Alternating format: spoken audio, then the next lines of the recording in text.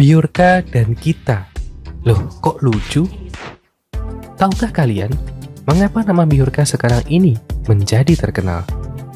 Keterkenalan Biorka bukan karena apa yang dia lakukan, meretas data negara Indonesia. Nama Biorka terkenal karena dia menjadi santapan pembicaraan rakyat jelata. Hanya itu saja. Sekarang ini apapun isu yang dibicarakan oleh rakyat jelata pasti viral. Mengapa bisa demikian? Karena jumlah rakyat jelata 50.000 kali lebih banyak dibandingkan pejabat pemerintah. Dan sekarang ini, seseorang yang mampu membuat sesuatu dan menjadi viral, dia pasti terkenal. Kalau sudah terkenal, maka ujung-ujungnya adalah cuan.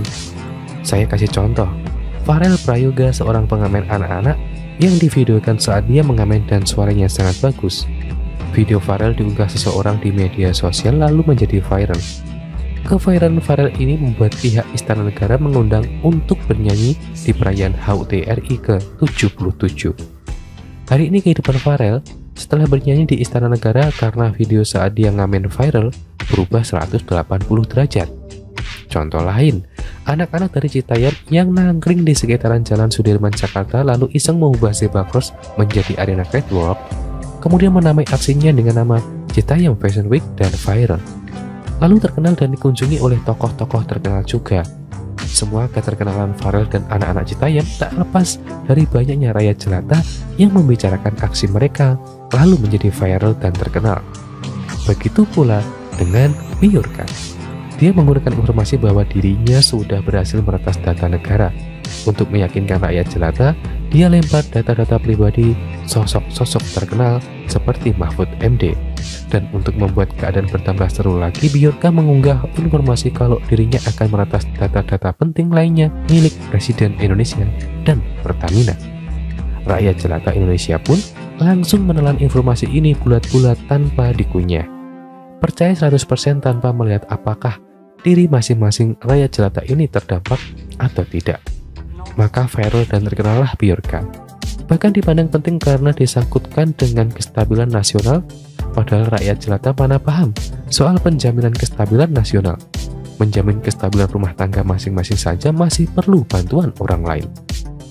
Di Amerika dan negara-negara lain di dunia, kejadian peretasan data negara itu pasti terjadi, tapi media tidak terguncang sedahsyat di Indonesia.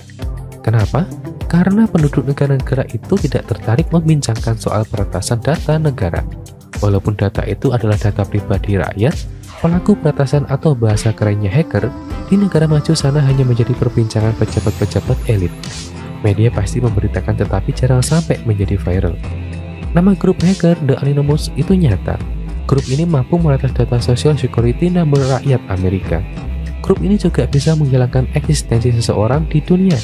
Apakah kemudian kestabilan nasional negara Amerika terguncang? Tidak. Karena rakyat Amerika tidak tertarik membicarakan sepak terjang The Anonymous. Hanya kalangan pejabat, CIA, FBI, dan orang-orang yang terdampak saja yang sibuk mengurusinya, sementara rakyat jelata tidak tertarik membicarakannya. Tapi di Indonesia, nama Biorka mengalahkan keterkenalan orang yang paling terkenal di Indonesia sekalipun sekarang ini. Rakyat jelata yang sama sekali tidak terdampak atas peretasan data pribadi yang katanya mencapai jumlah ratusan juta dan diperjualbelikan juga ikut-ikutan membicarakan. Minimal ikut menyalahkan dan menuduh pemerintah terkait penjaminan keamanan data pribadi mereka. Padahal sampai hari ini apa dampak dari kelakuan Biorka pada kehidupan rakyat jelata sedikit pun tidak ada. Semakin kesini nama Biorka semakin berubah menjadi komoditi jual bagi para pelaku media sosial. Mereka mengangkat isu peretasan yang dilakukan Biorka di akun-akun media sosialnya dengan judul yang bombastis untuk menarik minat rakyat jelata membacanya. Semakin unggahnya tentang Biorka banyak dibicara rakyat jelata, semakin banyak uang mengalir ke rekening pribadi si pelaku media sosial. Banyak rakyat jelata di Indonesia yang membicarakan eksistensi Biorka di dunia maya. Ini membuat pemerintah harus pula mengantarkan rakyat jelata. Di samping harus berhadapan dengan si pencuri data, seperti menerangkan dan membela diri bahwa keamanan data pribadi rakyat jelata ini tidak terdampak. Karena memang faktanya tidak terdampak, dan di Amerika, karena rakyat jelata tak riuh dan menggaduh membicarakan pihak-pihak yang berhasil meretas data negara, mereka menjadi sangat fokus menangani permasalahan tanpa direcokin bulian dari rakyat Amerika. Coba dipikirkan dalam-dalam. Apa keuntungan Bjorka mencuri data pribadi rakyat dari negara dan digunakan untuk apa?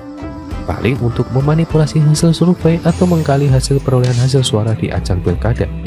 Dari sini saja kita sudah bisa tahu siapa pihak yang mau membeli data pribadi rakyat jelata. Tapi dampak di kehidupan pribadi masing-masing rakyat jelata sama sekali tidak ada. Misalnya, apakah dengan tercurinya data pribadi kita, maka saldo uang kita di rekening bank menjadi berkurang? Jika itu terjadi, maka urusan kita adalah dengan pihak bank, bukan dengan Bjorka.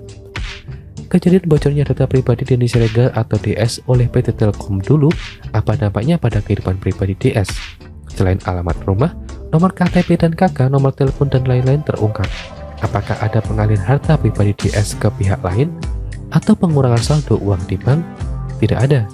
Tapi sebagai penggiat media sosial yang memiliki banyak musuh, data pribadi DS bisa digunakan oleh musuh-musuhnya untuk mempersekusi DS dan keluarganya.